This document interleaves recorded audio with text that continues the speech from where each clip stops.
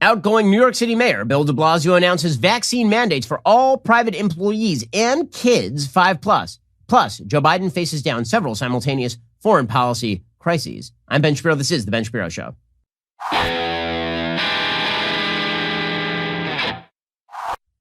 Today's show is sponsored by ExpressVPN. Protect your data from big tech with a VPN I trust. Visit expressvpn.com/Ben. Alrighty, this holiday season, I know you're looking for ways to save. I have a great way for you to save money, and that is stop spending so much money on your cell phone bill. Instead, switch on over to Pure Talk USA. And if you want to be a hero for the holidays, here's a great idea. Get your loved one a new iPhone. That's right. Pure Talk has iPhone 12s starting at just $479 through the end of the year. They even have 13s as well. I switched to Pure Talk. I'm getting the same great nationwide 5G coverage as the big guys. You can too. The average family saves over $800 a year, which is a lot of money. I would not tell you to use a service that I'm not completely happy with, but I've been using Pure Talk, and I can tell you it works for me. You can make the switch as well. With Pure Talk's 30-day risk-free guarantee, you have nothing to lose. They've got unlimited talk, text, 6 gigs of data, just $30 a month, and as I said, the iPhone 12 for just $479. Head on over to puretalk.com, shop for the plan and phone right for you, then enter promo code Shapiro and save an additional 50% off your very first month and save on a new phone.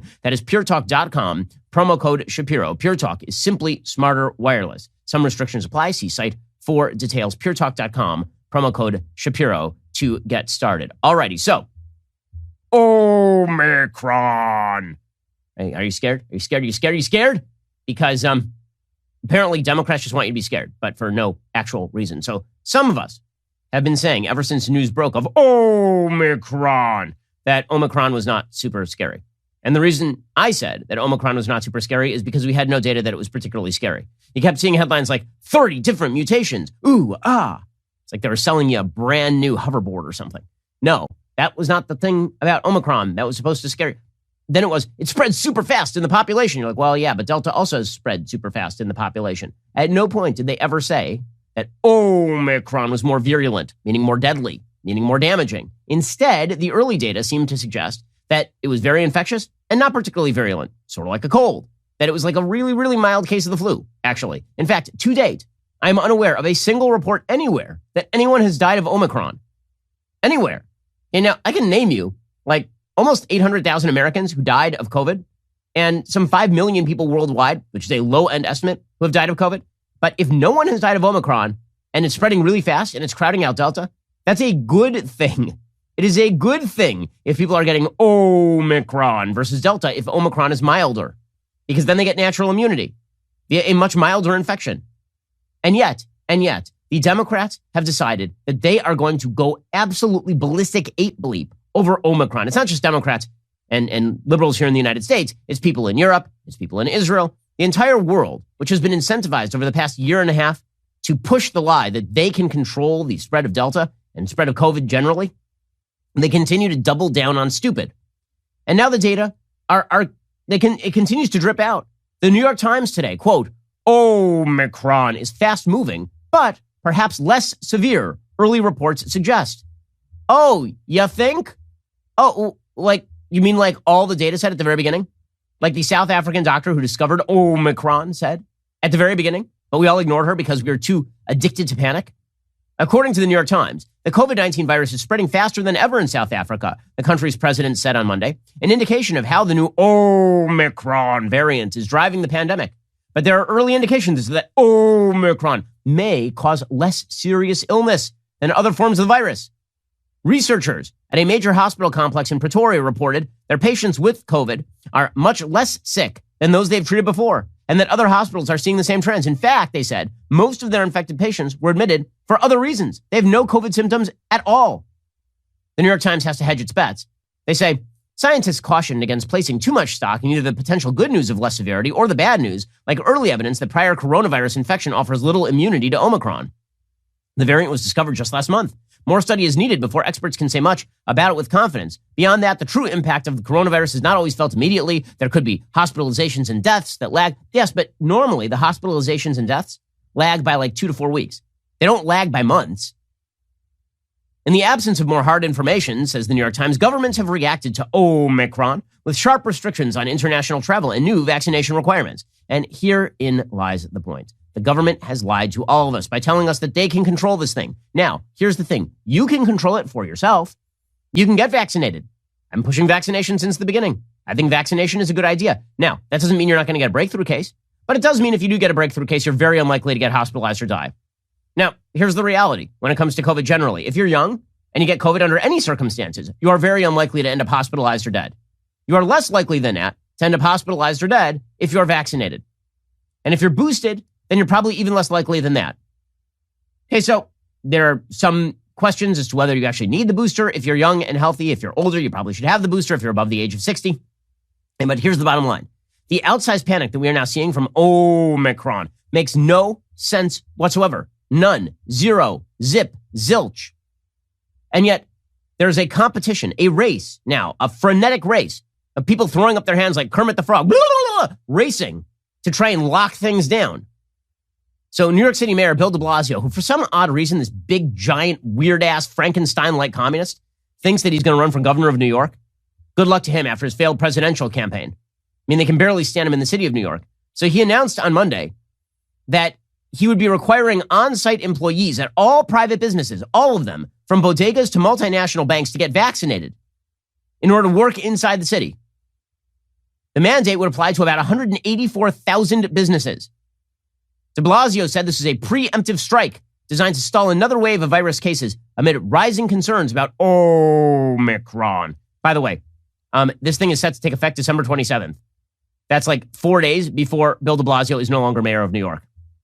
So on his way out, he's just leaving you a sweet goodbye cookie, New York City. And it'll be fun to see whether Eric Adams, the incoming mayor, decides to double down on that and just continue with such policies, or whether to the cheers of the throngs, he decides to repeal Bill de Blasio's insane order. I would bet that he decides to maintain it because he can always say that de Blasio put it in place and he didn't actually have to do anything. And the way that it works apparently in blue areas is the more crazy you are about COVID, the more you are rewarded. This is why people on the left made Jacinda Ardern, the Prime Minister of New Zealand, into some sort of heroine for locking down the island completely. This is why people on the left seem okay with Australia welding people in their houses, essentially. It seems like you are rewarded by the political calculus of the moment, by the left, the more harshly you crack down. And what starts in one of the big blue cities never ends up there. Eventually, you'll see it in San Francisco, you'll see it in New York, you'll see it in Chicago. And this will exacerbate the population separation we've seen in the United States, because I promise you, if you're a business in New York, and let's say that 10% of your iBankers don't actually want to get vaxxed, are you just going to sit there and fire them all? Or are you just going to move your headquarters outside the city? I mean, real estate in Florida ain't going down, guys. And we'll get to more of this in just 1 second. First, let's talk about keeping your home safe and secure this holiday season. Deck the halls, walls, windows, and doors with the best deals of the year on the award-winning Ring Alarm. I'm sure we all know about the Ring Video Doorbell by now, but did you know that Ring makes an award-winning alarm as well? Ring Alarm is a powerful, affordable whole home security system you can easily install yourself. So whether you're running across town or across the country this busy season, you and your loved ones can rest easy knowing your home is protected. And it's more than just security. Ring Alarm protects your home from flood, freeze, and fire as well. Plus, it is way cheaper than those other companies. For what they charge for 1 month, you can get an entire year of Ring Alarm with professional monitoring. And right now, the best deals of the year are available on Ring Alarm. Go to ring.com/Ben. Now, I love my Ring Alarm because every time I'm out of town, I can check in on the house and I can see what crazy stuff my kids are doing around the premises. In fact, even when I'm home, I was in the backyard the other day and was supposed to be watching the baby. Got caught up on my phone, looked around, baby's gone. That's bad. Immediately pulled up that Ring app, and now I knew exactly where my baby was. Thank God she wasn't doing anything too dangerous. This holiday season, deck the halls, walls, windows, and doors with the best deals of the year from Ring Alarm. Go to ring.com/Ben. Get a great deal on a Ring Alarm security kit today. That is ring.com/Ben. Alrighty, so Bill de Blasio announces on his way out that he is going to be putting down these new mandates. Here was Bill de Blasio yesterday on MSNBC. We in New York City have decided to use a preemptive strike to really do something bold to stop the further growth of COVID and the dangers it's causing to all of us. So as of today, we're going to announce a first-in-the-nation measure. Our health commissioner will announce a vaccine mandate for private sector employers across the board. All private sector employers in New York City will be covered by this vaccine mandate as of December 27th.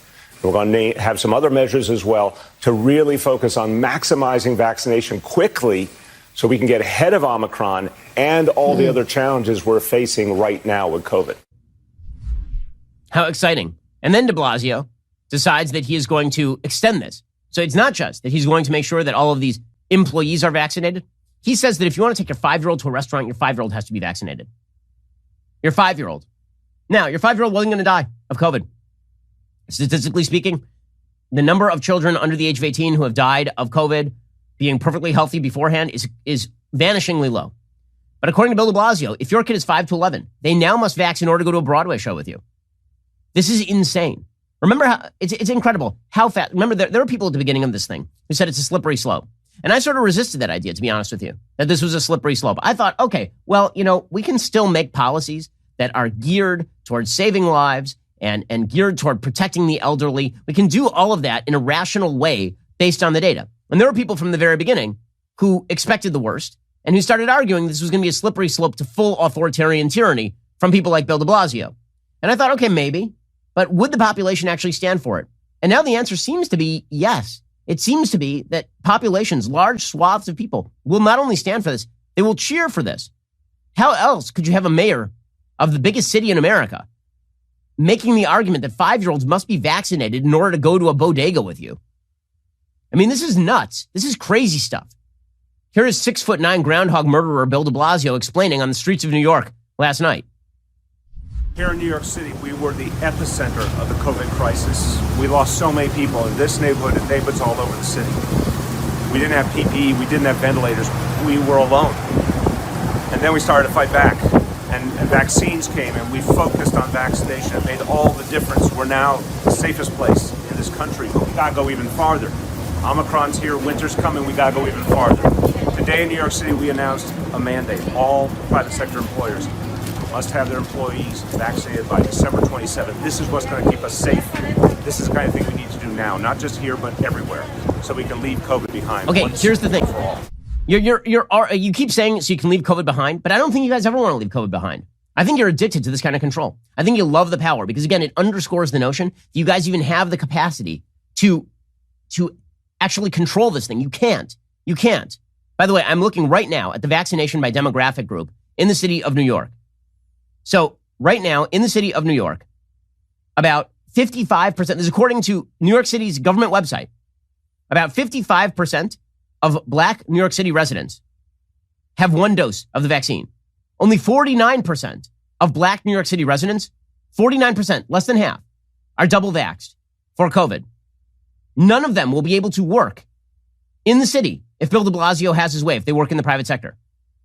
Only 62% of Latinos living in the city of New York, or Latinxes, as Bill de Blasio might put it.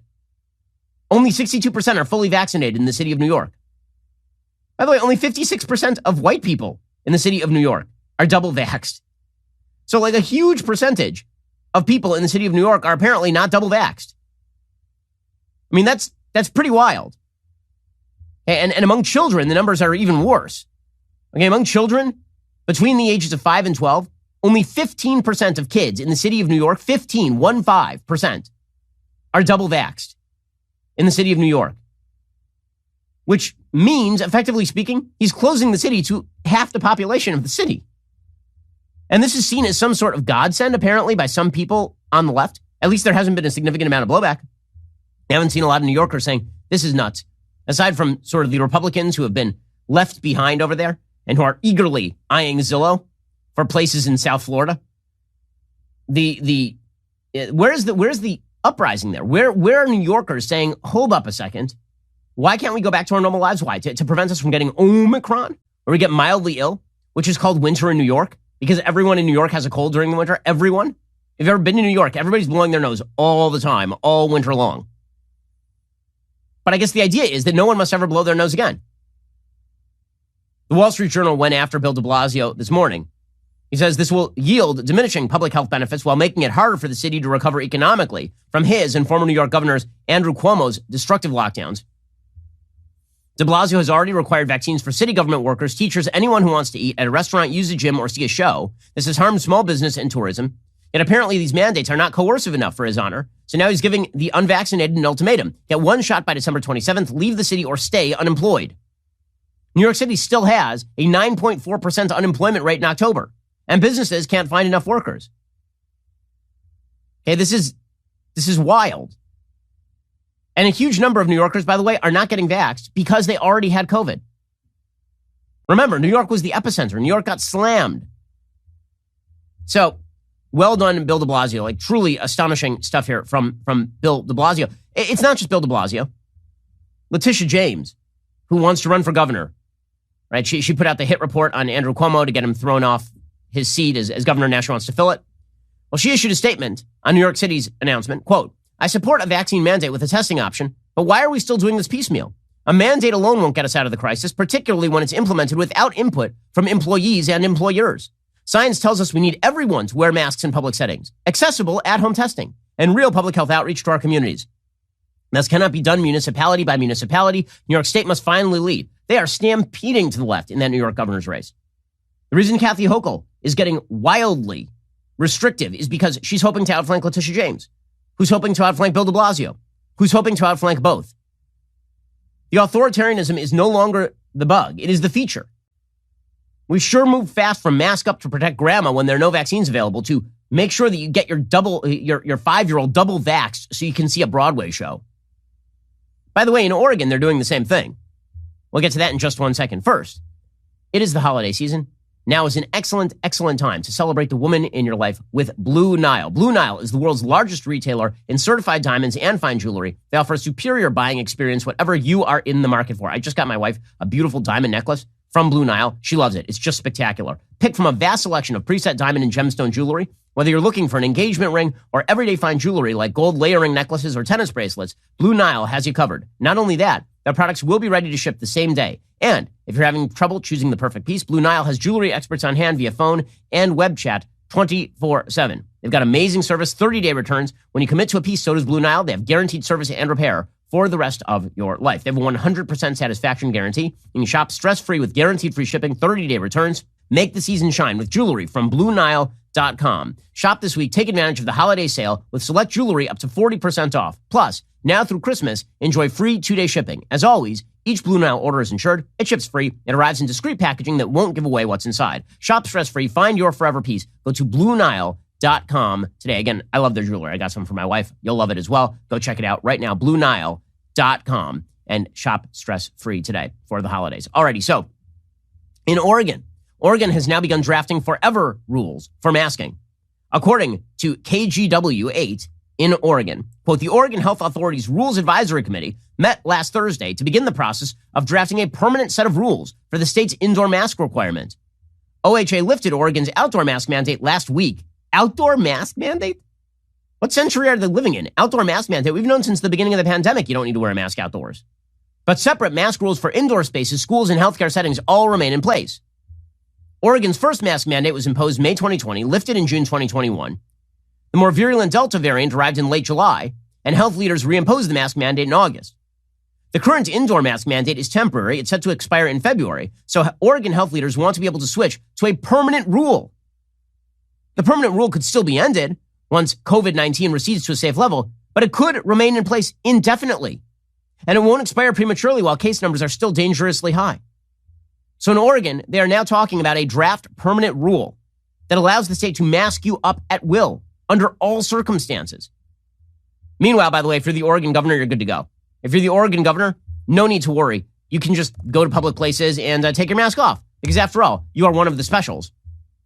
According to the Daily Wire, John Rigolizzo reporting, Democratic Oregon Governor Kate Brown was spotted maskless at a gala event in Washington, D.C. Even as she pushes for permanent mask mandates in her state, she was the featured guest at the LGBTQ plus IA greater than sign, less than sign, question mark, backslash, double quotation mark, semicolon, 30th anniversary gala in Washington, D.C. on Saturday. Brown was also one of the 4 LGBTQ @ hashtag $, percentage sign, caret, Victory Hall of Fame inductees from a pro LGBTQ, open parentheses, close parentheses, open bracket, close bracket, colon, PAC. A Twitter user posted a photo of himself standing with Brown and David Gittins, Deputy Director of Operations for Vice President Kamala Harris, who, by the way, has been making a lot of appearances recently in the media. You'll remember that it was yesterday that David Gittins, the Deputy Director of Operations for Vice President Harris, put out a photo of himself, very excited about his job, staring desperately into nothingness, with a tweet saying how much he loved Kamala Harris. So that guy's having himself a week. What does it mean when you match with the amazing, utterly fabulous, indefatigable champions for equality and progress who are Kate Brown and David Gins? Thank you both for evening you do for advancing our communities, said the user. So there she was, unmasked. Good times. Good times. Again, the elites are not bound by the rules. But that's the whole point. For the left, COVID has basically become a pagan god. And if you appease the pagan god by pushing mask mandates, you can do whatever you want. You have bought yourself an indulgence. If you believe in government top-down control, you don't have to wear a mask. If you believe in government top-down control, you can come vacation in Florida. If you believe in government top-down control and lockdowns, then you get to be as reckless as you want to be, and no one will ever blame you because you have come out and you have said all of the right things. In the media, by the way, they are mirroring this perspective. Mehdi Hasan, the terrible host on MSNBC, he yesterday was saying we need harsher measures on COVID. Of course. I just don't get it. We are more than a year and a half and more than 750,000 deaths into this pandemic here in the United States. And we're still not taking it seriously enough. Still not doing what needs to be done. Still coddling the COVID conspiracists and the anti-vaxxers. We should be escalating, not de-escalating vaccine mandates. I mean, why on earth do we still not have a federal vaccine mandate for all domestic flights? Why? Why? Because there's no data to back a federal vaccine mandate on all domestic flights. Flights have HEPA filters. They've not been a source of transmission this entire time. The answer is because you are utterly disconnected from the data. By the way, it is amazing, the career trajectories for some of these people. Mehdi Hasan, of course, used to work for Qatar's Al Jazeera propaganda network before moving on over to MSNBC. Meanwhile, Sunny Hostin, representing the high IQ women of The View, she was blaming the unvaxxed for Omicron, which is a unique take since the vaxxed are also passing Omicron. In fact, there's a study out of Norway, and it showed one of the major super spreader events for Omicron was a completely vaxxed event. Half the people ended up with Omicron. Now, none of them died. Again, I'm pro-vax. I think you should get the vaccine because it is not great at this point. It's not super amazing at preventing transmission, but it is still great at preventing hospitalization and death. But the vaccinated are passing this thing. It is not just the unvaccinated. So here's Sunny Hostin, well behind the times and also unable to pronounce the name of this particular variant of the virus. Well, it was interesting to me that the argument was being made, if you're vaccinated, why do you care about me being vaccinated? You're protected. And that's why we are at the Omicron variant, right? That's why we are where we are, because it's mutating. It's becoming this crazy superbug inside of the people that aren't vaccinated. And now it's affecting us. I don't know why they were not understanding that. We've got like 80 million people that are not vaccinated. They understand. They don't want to. They don't want to. They understand. They understand they're going to all give us Omicron. You guys are fine. You're all fine. You're vaccinated. So am I. Some of us are going to live our life. At a certain point, people who want to be miserable are just going to be miserable. And then those of us who want to be happy are just going to be happy. Let me just tell you, my Hanukkah was great. I went to like 5 concerts. I hung out with a lot of people. And if some people got COVID, they were fine because everybody had the choice to get vaccinated already. Or they were small children, so no one cares. If you choose to be miserable, in the misery lies the happiness. Like, it really is not that they think that if we do X, Y, and Z, we'll get out of the pandemic. It's that they kind of revel in the pandemic. The people who revel in this stuff most are the white-collar idiots who are sitting up there in their air-conditioned offices with their laptops or on camera all day telling you how terrible Omicron is. Everybody else in the country is like, eh. And all these guys are like, oh, my God, I'm so worried. I'm so deeply worried that I'm going to die. You're not going to die. You're fine. Will you stop already? If I have to hear one more person who makes $500,000 a year complain about how their 2-year-old might get sick from Omicron when there's no evidence that your 2-year-old was ever going to die of COVID, it's sick making. It's ridiculous. The most risk-averse people on planet Earth are now controlling the entire discourse and celebrating themselves as moral actors for it while they put a bunch of low-income people who already had COVID out of jobs for not getting vaxxed. It's unbelievable. We'll get some more on this in just 1 second. First, it is the holidays, and that means it is time for you to get yourself a gift. So you're at the office many hours a day. You got that backache. You're sitting in one of those uncomfortable office chairs that you inherited from the guy who had the job before you. Why not get yourself the chair of gods, my friends, the throne of joy? I'm talking about the X chair. I absolutely love the X chair. So do all of my employees. We actually have actual Fight Club fist fights in the break room to see who gets to sit in the X chair each day. It's the most entertaining part of the day. Not only is X Chair the world's greatest office chair, with its patented LMAX technology, it doubles as a massage chair, and it can either cool or warm your back. Can your office chair do that? I don't think so, because this office chair was built by the angels that sit before the throne of God. Now is the perfect time for you to purchase an X Chair. Buy early, buy now, save $100 off your X Chair just by purchasing it at xchairshapiro.com right now. That is the letter X, chairshapiro.com. X Chair has a 30-day guarantee of complete comfort. You can finance your purchase for as little as $30 a month. Go to xchairshapiro.com and save xchairshapiro.com. And when it arrives at your door, I've been reliably informed that a choir of angels sings it into your home. Go check it out right now, xchairshapiro.com. All right, so our cultural thought leaders have now embedded the COVID lifestyle. It's a lifestyle. It's an actual lifestyle. Right? You're a good person if you believe in the innate power of COVID. So, those of us who are actually religious, we talk about two aspects of worship of God. Okay, if you're a Jew, there are two things particularly you talk about when it comes to attitude toward God. There's yiras shamayim, which is fear of God, and then there is ahavas shamayim, right? Then there's love of God. Shamayim in this case being sort of shamayim means heaven literally, but we use it as a stand-in for God's name. So there's fear of God and there's love of God. And as a religious person, you're supposed to have both. You're supposed to fear God's justice, because if God ever implemented his justice with you, you would surely be screwed. And you're supposed to love God because God has given you all that you have and constructed a universe that is made for man, right? This is the basic idea of fear of God and love of God. Well, the paganistic secularists, when it comes to COVID, they have fear of COVID and love of COVID. They have a bizarre fear of COVID. They believe that only by attempting sort of paganistic sacrifices, if they wear the mask, and if they dictate that you wear the mask, if they offer their children up on Mount Moriah as sacrifices to COVID, mask up the 5-year-old and make sure that this kid does not go to this kid cannot go to Aladdin unless this kid is double, triple, quadruple, octuple vaxxed, then this will somehow prevent the wrath of COVID, right? Fear of COVID. And then there's love of COVID. These people love it. They love it. COVID has constructed an alternative universe where they get to do whatever they want, where they get to dictate all the terms of engagement, where people have been more willing to give up power to government than any time in American history. People are just willing to, they're throwing power at government, especially in the blue states. Okay, fine, you want to mask us? Please mask us. Please, master, mask us. Please do it. Please just do it. Please tell us what jobs we can and cannot work. Please tell us whether we can open our business or whether we can't open our business.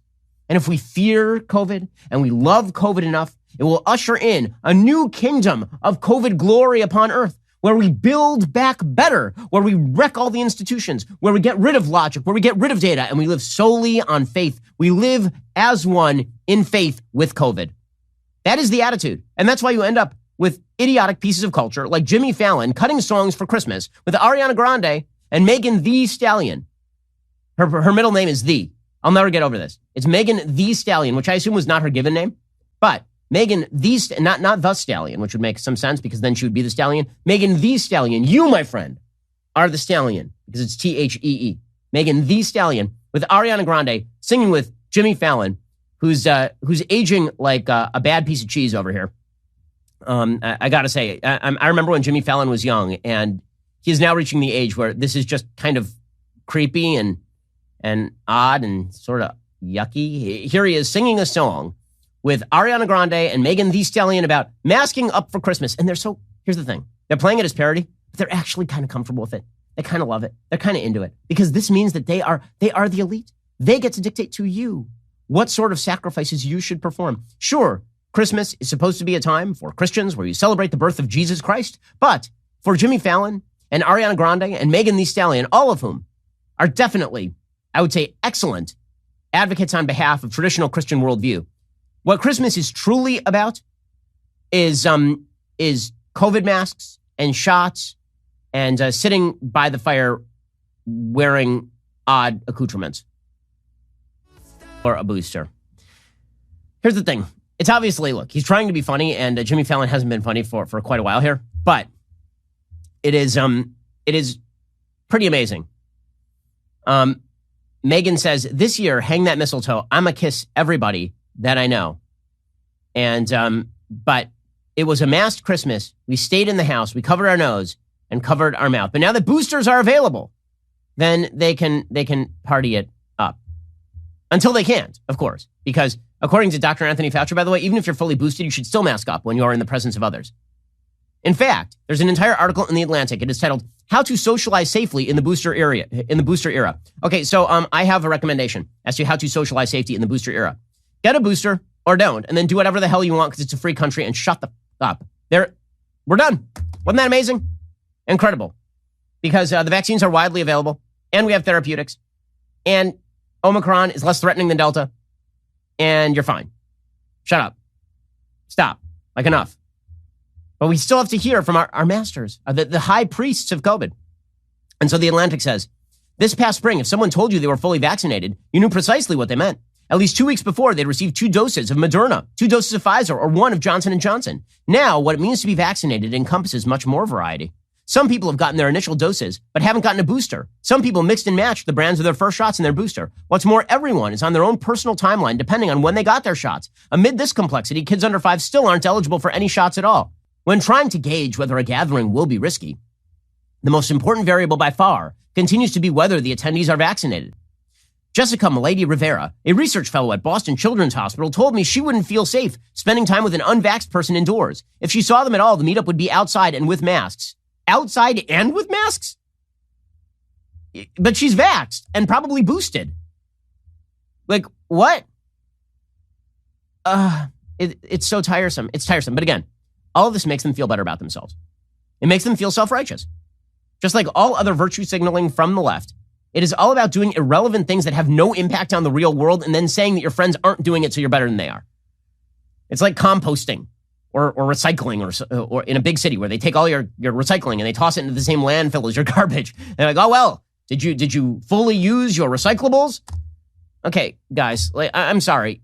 If you're building your notion of a virtuous life around whether you are boosted and whether you're bottom line is this. Until our bodies are at least 85% comprised of just the vaccine, until our body weight is 80% vaccine, we can't go back to normal. But they never want to go back to normal. This is the new normal. They love it. They love it. These people are not miserable. They are happy. They're happy in their misery. Because here's the thing. If they didn't want to live like this, they wouldn't have to. You know how I can tell that? Because we're down here in Florida and ain't none of us been living like that. Down in Florida, my family has been out and about since we were vaxxed. End of story. Enjoying life. Having a good old time. Going to synagogue with hundreds of people. And I know there are a bunch of people in blue states who are cringing right now. Oh my God. You went to synagogue with hundreds of people. Yeah, you know how many people died? Big zero. You know why? Because everybody who wanted to get vaxxed got vaxxed. I don't know how many times I have to say this. Leave other people alone. You're not a better person for trying to control other people's lives when they do not pose a risk to you. Okay, meanwhile, Joe Biden continues to roll out an administration filled with buffoonery and idiocy. And now he's got more crisis on the foreign front. We'll get to that momentarily. First, inflation continues to dominate the country. We are at levels of inflation we have not seen in decades. The cost of everything is going up. So it's time to be pragmatic, protective, and prepared. If you are a homeowner, you should be considering a mortgage refinance right now because the Fed is already talking about tapering. The mortgage rates are going to go up. The impact that a refi can make on your budget is substantial. And the people to help you are the folks over at American Financing. You'll get a free, no-pressure mortgage review. You can learn about custom loans that fit your life better. From lower rates to shorter terms, even high-interest debt consolidation, they can do it all for you. They're saving customers up to $1,000 a month, helping many skip 2 mortgage payments. Why not see what they can do for you? 866-721-3300. That is 866-721-3300. Or visit AmericanFinancing.net, NMLS 182334, NMLSConsumerAccess.org. Now is an excellent time to refinance. If you're paying too high a mortgage rate, you're not going to get a better mortgage rate. Like a year from now, I promise you mortgage rates are going to be higher than they are right now. Now's a great time to refi. Head on over to AmericanFinancing.net or give them a call at 866-721-3300. Okay, we're going to get to Joe Biden's foreign policy crises because he is a disaster on all fronts. First, it has never been more important that Americans get their news from objective voices who value the truth, which is why we created our newest podcast, Morning Wire. Morning Wire has been topping the Apple and Spotify charts since its release. We're continuing our commitment to bring you the news without a hidden agenda. We're conservative. We value your time. We value the truth. That's what Morning Wire is about. And while we are working overtime to bring you the news you need to know, we need your help to keep those facts trending toward number 1. Subscribe, start listening right now to Morning Wire on Apple, Spotify, or wherever you listen to podcasts. Leave a 5-star review if you like what you hear. Also, if you haven't heard, Matt Walsh is now an honorary member of the LGBTQ plus *, open parentheses, closed bracket, weird caret thingy, weird squiggly thing that goes over Spanish letters. Okay, he's a member of that community now because his best-selling new book, Johnny the Walrus, did not only sell out immediately after its release, it's now the #1 LGBTQ plus IAA blue color purple print sign bestseller on Amazon's charts. Yes, you heard that right. Matt Walsh is not just a beloved children's book author. He's now a best-selling LGBTQ plus minus multiplication sign, division sign, long division sign, square root, imaginary number sign author. And don't worry, you can reserve your copy at johnnythewalrus.com. Get your hands on the next batch, shipping out soon. Johnny the Walrus. It's the exhilarating tale of a young boy who pretends he's a walrus. And it is all pretend until the internet tells Johnny's mommy that Johnny is actually a walrus and she must uphold his trans walrus identity. If you know Matt's brain, you'll laugh your butt off reading this to your kids or to yourself. So head on over to johnnythewalrus.com. Reserve your copy of Matt's timely masterpiece, Johnny the Walrus, today. You're listening to the largest, fastest growing conservative podcast and radio show in the nation.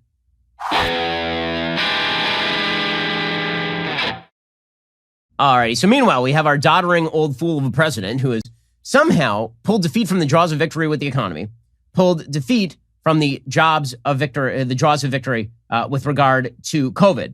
And now he's pulling defeat from the jaws of victory with regard to foreign policy. So he already did this in Afghanistan. He literally just surrendered Afghanistan to a bunch of 8th century tribal barbarians who stuff women into bags and then stuff them into the basement and starve children and marry off those children for an actual fee. He just gave up a country to those people. And now he is facing down other crises from Russia, from China, from Iran. It's hilarious. He keeps going to Iran. He's like, can we make a deal on a nuclear program? And Iran's like, no, because we don't want to. And Iran's like, but please. And then Iran's like, no, we don't want to. And Israel's like, well, what if we just blow up an Iranian nuclear reactor? How about that? How about that? Joe Biden, man, he's such a joke. The two big foreign policy crises right now, not Iran, Russia and China.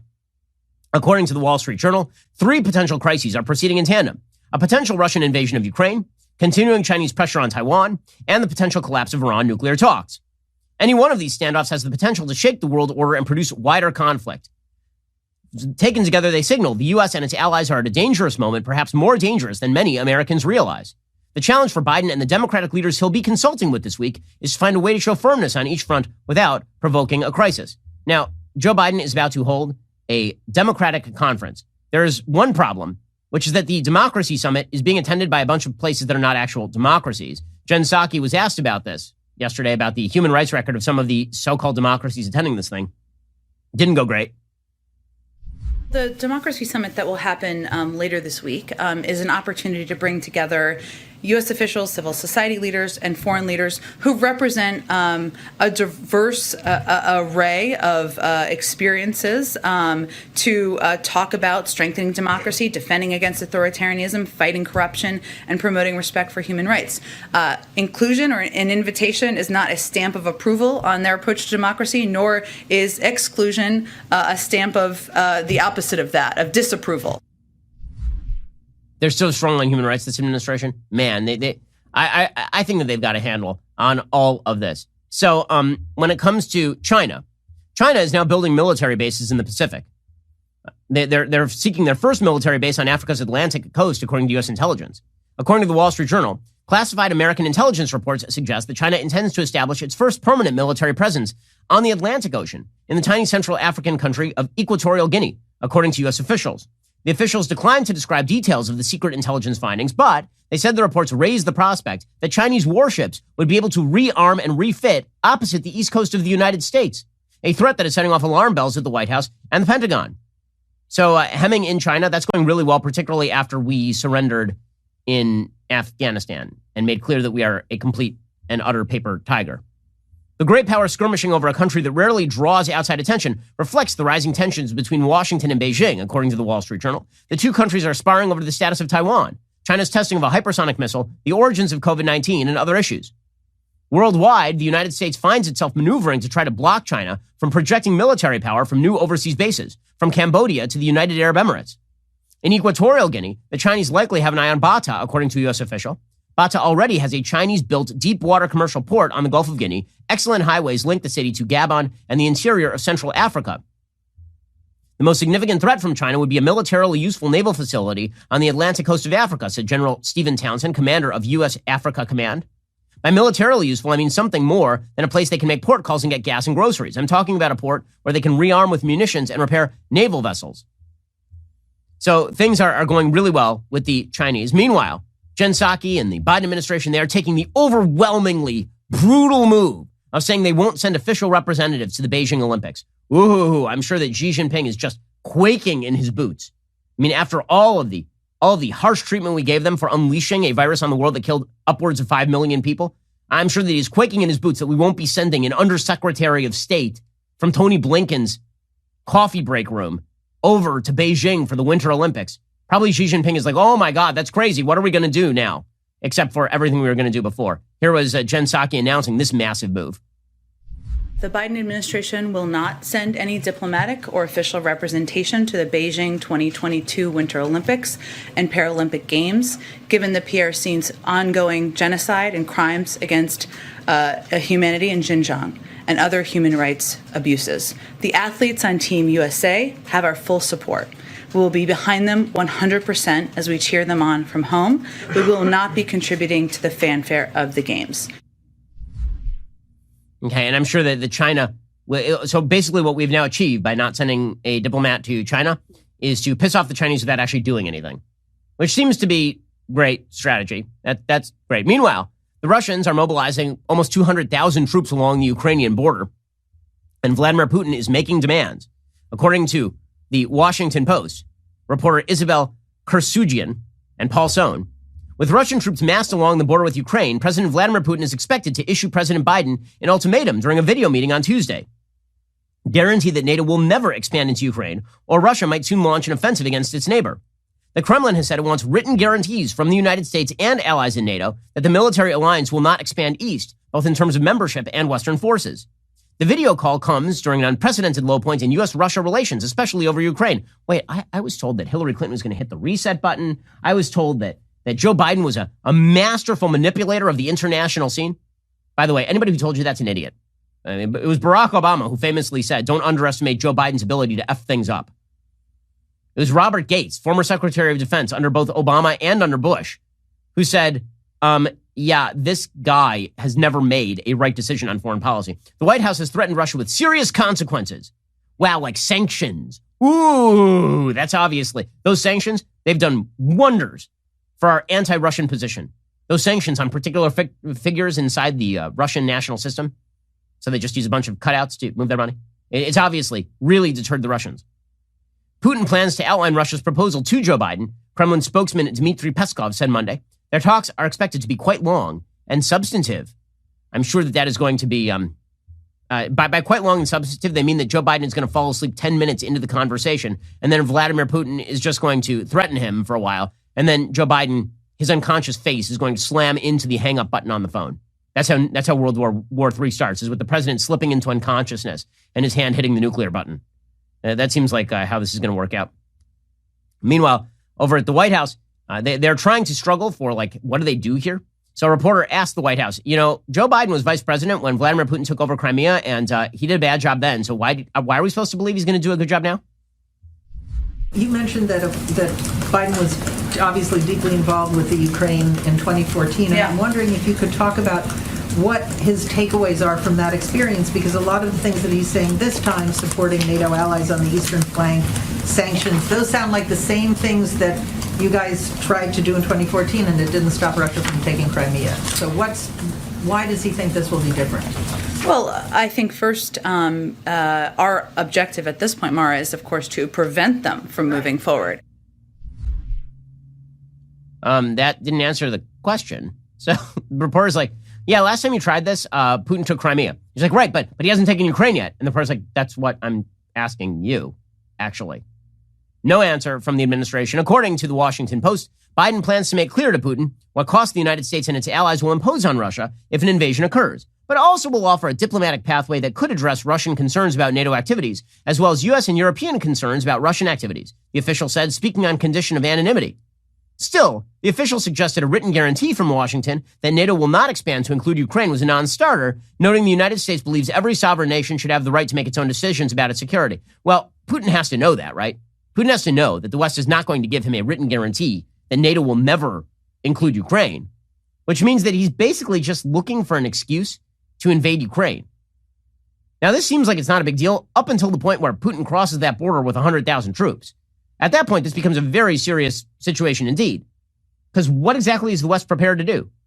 We obviously are not prepared to put a trigger force in there that would prompt a wider fight back against the Russians.